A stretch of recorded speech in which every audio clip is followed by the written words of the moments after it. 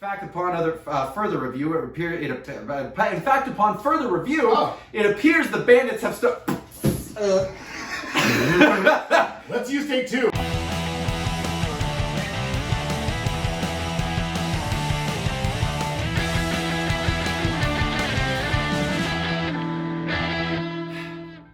Here we are, ladies and gentlemen. Welcome to this Week 4 into Week 5 edition of the Loop USFL Power Rankings. Brought to you by 36 Pitch Productions, all the way from NoHo Studios, adjacent to the North Hollywood Arts District in Southern California's beautiful San Fernando Valley. I'm Brian Burns. And I'm Matt Vega. We have reached the halfway point of the inaugural USFL season, ladies and gentlemen. Congratulations. Confetti! At the 5-week mark, we have seen trends begin to shape and stars begin to emerge. Every team has felt the thrill of victory at least once, and one team has yet to experience the bitter taste of defeat. We have a lot to cover since we took another week hiatus due to Matt almost dying of heat stroke and dehydration, true story, as he wandered the deserts of Joshua Tree. So, ladies and gentlemen, without further ado, let's make like a crazed, failed MAGA rapper who managed to reach the stage at a Dave Chappelle show and dive in. Matt. He tackled with a good form, at least. He went in with the new form. Mm-hmm. Yeah. The head around, put your shoulder head wrap up. Yeah. You know, I like the emphasis on the wrapping up, though. You know, he did wrap up. He did wrap up. He it's did important. wrap up. Clearly, he had a good coach.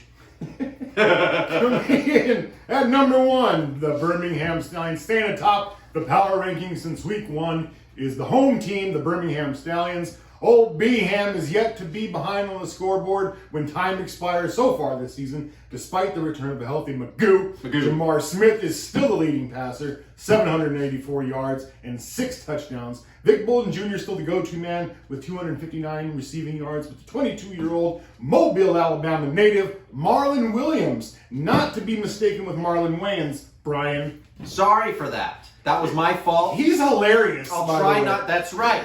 As it turns out, Marlon Williams. Yeah. Not so funny. Not so funny at all. Not so funny at all. Dead serious. I mean, God. Jesus. Just changes the temperature of the room. Take a breath, bud. Is making noise, though. 223 receiving yards and a team-leading 3 touchdowns. And, of course, the wild man, the Shark Dog. Shark Dog! Scoobie Wright has a team-leading 32 tackles. The spearhead of a bend-don't-break, hard-hitting defense. They give up a lot of yards. They've given up some points. But when they need a big play, they get a big play. Yeah, that's Scoobie. The guy's a good actor, isn't he? I don't think he's acting. Number 2 coming in, the New Jersey Generals, the Generals of Jersey. Coming in at number 2 are those Jersey boys, the Generals, hanging tough at 4-1. The Generals aren't blowing anyone away with individual stats, but their team effort has gotten them in a good spot through the halfway point of the season. That's where you want to be. You want to hang around just long enough and then hit it right when you get in the playoffs. But you gotta hope things are turning good. That's right. The diminutive wide receiver Kavonte Turpin is leading the club in all-purpose yards with 492. Do the math. We're heading into week 5, friends. QB DeAndre leads the club with 548 yards passing to go along with 269 yards and 159 QBR rating to cement him as the Generals' best option going forward. And on the other side of the ball, safety Shalom Luani. Shalom. Malaika Shalom. Yep, that's it. Assalamu alaikum. Malaika Shalom Luani is leading with 3 picks for the Jersey defense. I just needed to get that last sentence in. And you almost did it. That's right, Matt.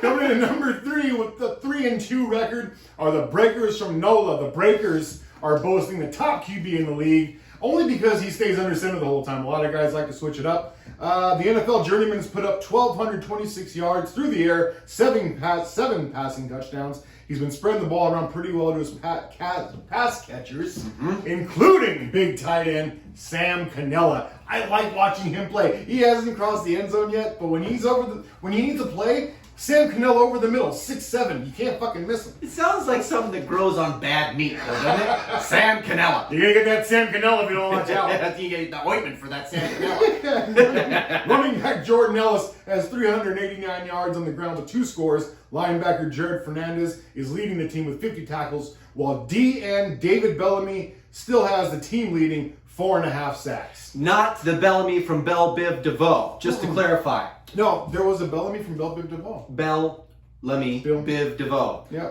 D and David Bellamy, though, can't sing, as it turns out. Number 4, Tampa Bay Bandits. The other 3-2 team on this week's power rankings comes in at number 4, the Tampa Bay Bandits. At first glance, it's difficult to see just how this team has managed to obtain 3 victories. Quarterback Jordan Ta'amu has a very pedestrian 834 passing yards over 5 games. He has a 58% completion percentage and 4 interceptions to counter his 5 touchdowns. And while he is second on the team in rushing yards, that only accounts for 143 additional yards. As a team, they are 6th overall in passing per game and dead last in rushing per game. Defensively, it doesn't get much better. They are no better than middle of the pack in any category and sit toward the bottom of every other category. In fact, upon further review, it appears the Bandits have Let's use take 2. In fact, upon further review, it appears the Bandits have stolen the 4th seed simply by fortune of having shown up.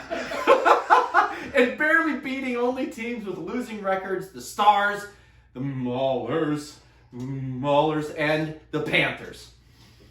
Wow. Scheduling has a lot to do with where you stand. It's very important.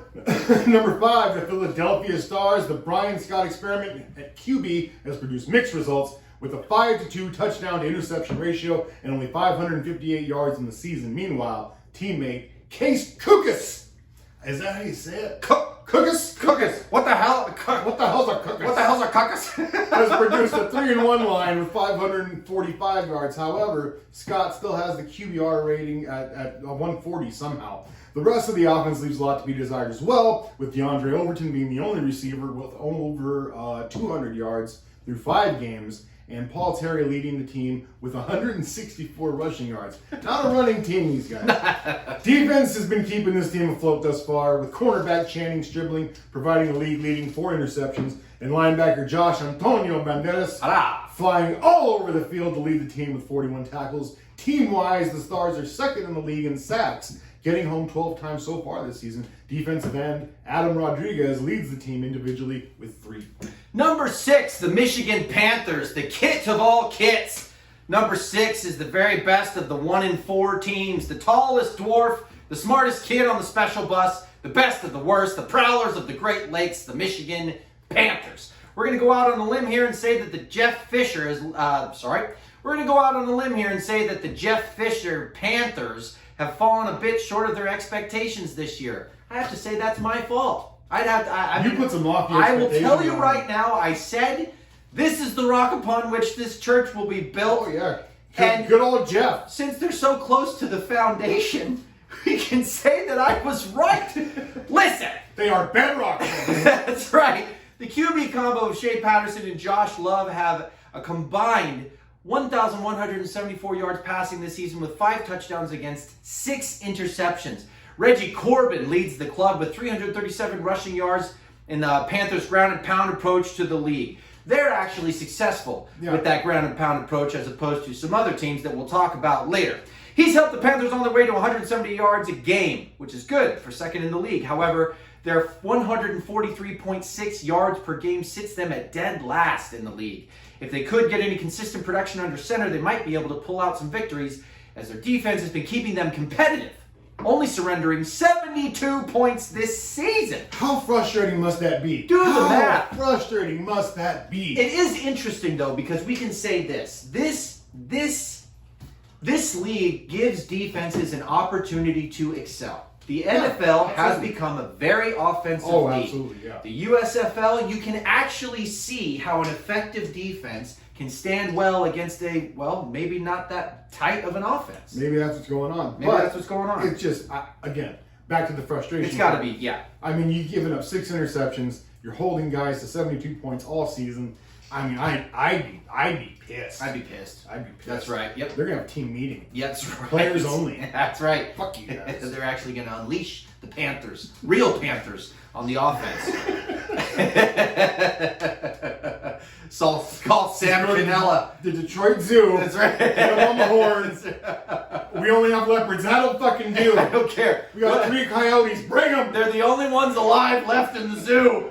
They're starting to eat each other. It's so cold here. Poor panthers. It's not good for their Can't skin. be good for panthers. It's horrible. They've got eczema. They got Any little kind of boils. jungle cat Tell it. in a Michigan atmosphere. They actually adapt quite well. They've got quite the God damn it, I missed it. Oh, really, Steve? Fucking Doc Irwin over here. Uggs. They have quite the Ugg collection, is what I was going to say. I don't know. Look, man. Shit. It's if you can land 1 out of 12, you're doing okay. Is that what it is? I think Is so. that the bar we've set? That's what. A very funny friend of mine. That's what he said. So Well, shit. Okay. Bless your heart, Bryce Pinkham, wherever you are. Wherever I have no you idea. are. I think you're in New York. Matt. What about it? Number 7, the Houston Gamblers, and number 8, the Pittsburgh Maulers. So, about these guys. And that's right. I think you've got a little something prepared. That's right, I I think sure these two do. teams met this They past sure week. did. They met this past They week. did. They met this past week. They met this past week. What happened, right? Well, they put on the game of the week. It involved a contest between the Houston Gamblers at 1-3 and the absolutely perfect Pittsburgh Maulers at 0-4. The Gamblers came in with their QB number 18, Clayton Thorson, leading with the most touchdowns in the league. Defensive end Chris Odom leading the league in sacks, and all 3 of their losses coming from points scored in the final moments of each game. Tough. Yeah. And the Maulers are 0-4. Maulers. In the first quarter, the Gamblers have number 7, Mark Thompson, moving at a different speed at running back, and a connection to wide receiver Isaiah Zuber gives them their score on their first series of the game, putting the Gamblers on top. Second quarter led to the introduction of Pittsburgh backup quarterback Vad Lee, who was watching the USFL from his couch last week. Son of a bitch. He came in to replace starter Kyle Lualetta. Thank you very much. This did seem to give the offense life enough to allow them a 51-yard field goal in the second quarter. The Maulers? The Maulers, putting them within 1 score. After a booted field goal by Houston Gambler kicker Nick Vogel, it was a 10-3 Gamblers lead at the half. After the Gamblers begin the third with a 12-play scoring drive, we cue the Rocky music. After 2 field goals and 3 red zone visits in the last 3 quarters, Pitts comes up with an interception early in the fourth quarter. There's a lot to say. I don't know if you can keep this going, but it's awesome. To challenge the lead. 2 runs and a horribly executed screen later, they're punting the ball away. Then they stop the Gamblers again. The defense keeping them alive, getting them the ball back only to throw an interception. The Maulers team makes another stop. The Maulers have the ball again. More terrible play calls followed by another interception, giving the Gamblers the ball. Then the Gamblers cough it up. Who wants to win this game? We don't know. After recovering the fumble, the Purple and Orange get their first touchdown in 2 weeks, thanks to a reception by number 4, 6 foot, 188-pound Bailey Gaither, to put them within striking distance at 15-7. What do? They want to go for 2. What do? They run the ball. Ladies and gentlemen, we're going to take a pause and talk about the Maulers running game. I have said before that they were going to be the blue-collar team that runs the ball and beats you up throughout the game, and damn it, they fail. And here's why. Who's running the ball for them these days? I couldn't tell you. You know who it is? Zach Groshek. I don't know. It's for Groshek. With 220 yards on the season, Groshek, the Rex Burkhead of the USFL, in that he's older, wider, and just real slow. That's right. Well, damn it, here's the other thing about that. Maybe they don't have the utility, the players, but maybe also they didn't have an effective enough quarterback that could throw the short passes to cloak the run game. So they're just sit and run. They're sit and run the whole time, and they're hammering them at the line. Vad, he's not bad. He's Vad.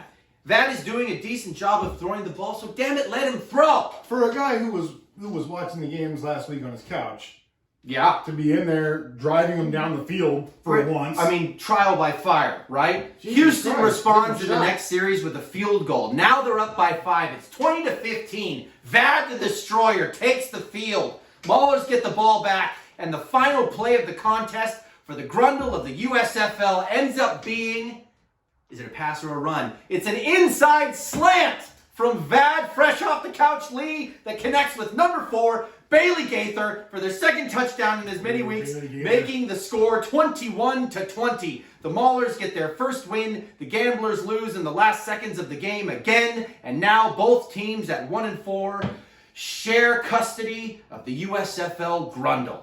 But look how happy everyone Look how is. happy They're they so are. happy. They have smiles everywhere. Ladies and gentlemen, thank you for joining us at this week 4/5 episode of the Loop USFL Power Rankings, brought to you by 36 Pitch Productions, all the way from NoHo Studios, adjacent to the North Hollywood Arts District in Southern California's beautiful San Fernando Valley.